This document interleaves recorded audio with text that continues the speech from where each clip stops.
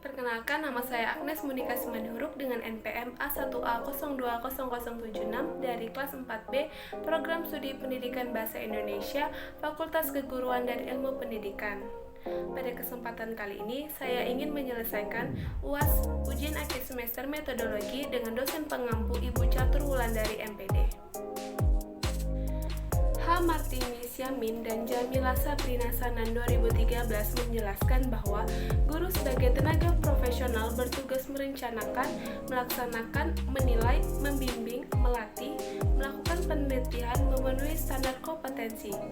Guru wajib menciptakan suasana pendidikan yang bermakna, menyenangkan, kreatif, dinamis, dialogis, berkomitmen meningkatkan mutu pendidikan, memberikan tauladan, menjaga nama baik lembaga. Guru berperan untuk mampu melakukan interaksi pengasuhan, mengatur tekanan, memberi fasilitas, perencanaan, pengayaan, menangani masalah, membimbing dan memelihara.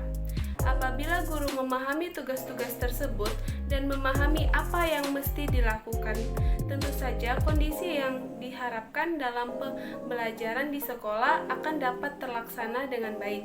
Sugiono 2009 menjelaskan bahwa guru yang baik memiliki banyak sifat dan ciri khas, yaitu kehangatan hati, kepekaan, mudah beradaptasi, jujur, ketulusan hati, sifat yang bersahaja, sifat yang menghibur, menerima perbedaan individu, mampu mendukung pertumbuhan tanpa terlalu melindungi, badan yang sehat dan kuat, ketegaran hidup, perasaan kasihan atau keharuan, menerima diri, emosional yang stabil, percaya diri, mampu untuk terus-menerus berpartisipasi dan dapat belajar dari pengalaman.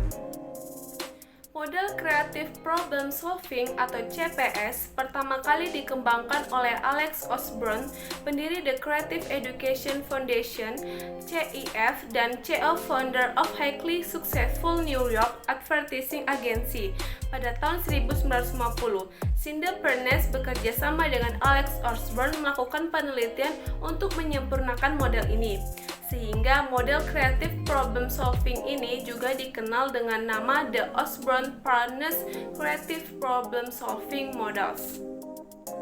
Pada awalnya, model ini digunakan oleh perusahaan-perusahaan dengan tujuan agar para karyawan memiliki kreativitas yang tinggi dalam setiap tanggung jawab pekerjaannya. Namun, pada perkembangannya, model ini juga diterapkan pada dunia pendidikan.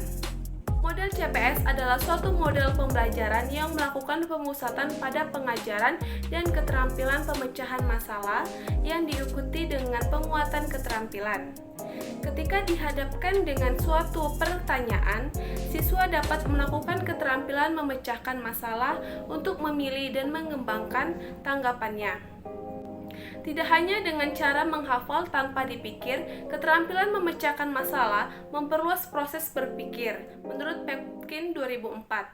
Adapun proses dari model pembelajaran CPS adalah terdiri dari klarifikasi masalah, pengungkapan pendapat, evaluasi dan pemilihan dan implementasi.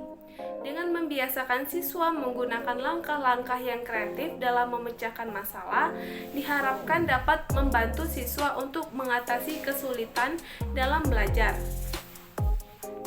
Penggunaan model pembelajaran CPS ini diharapkan dapat menimbulkan minat sekaligus kreativitas dan motivasi siswa dalam mempelajari setiap materi pelajaran sehingga dapat memperoleh manfaat yang maksimal baik dari proses maupun prestasi belajarnya, menurut Supardi dan Putri tahun 2010.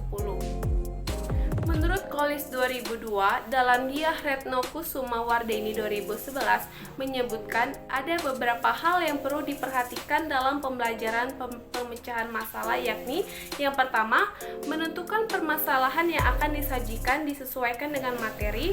Yang kedua, masalah yang disajikan harus mampu mendorong siswa berpikir dari berbagai sudut pandang yang berbeda-beda.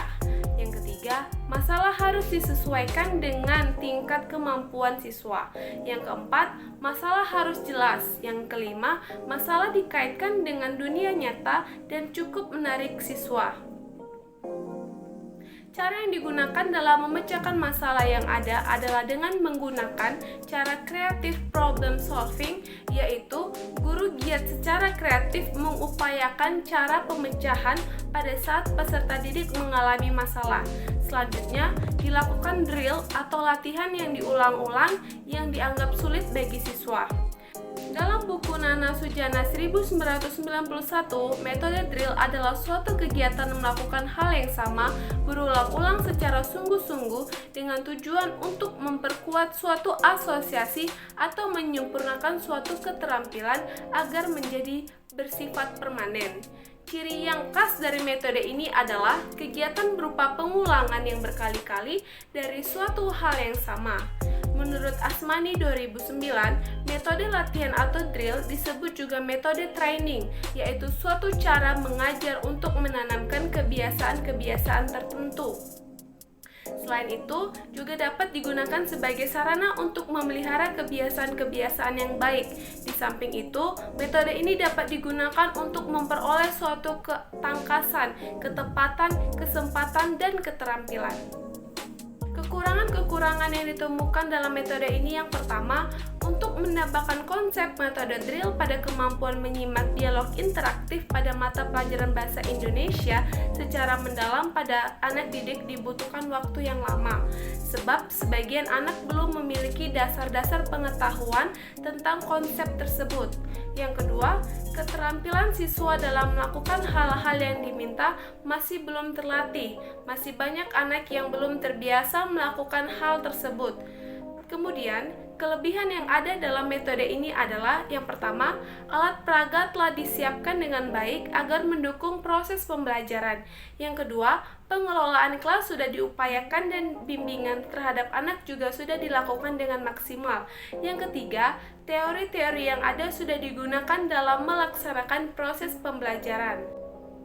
Penggunaan model pembelajaran creative problem solving dengan metode drill dalam pembelajaran bahasa Indonesia ternyata sangat membantu siswa untuk lebih aktif dalam pembelajaran dan peran guru sebagai fasilitator terlaksana dengan sangat baik.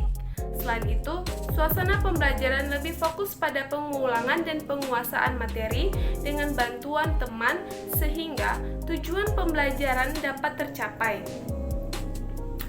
Model pembelajaran ini menunjukkan hasil bahwa intensitas siswa untuk aktif belajar bertambah, munculnya motivasi kerjasama antar teman, kreativitas siswa tersalurkan, guru dan siswa sama-sama aktif dan kreatif, belajar lebih bermakna karena proses pembelajaran dapat lebih menyenangkan.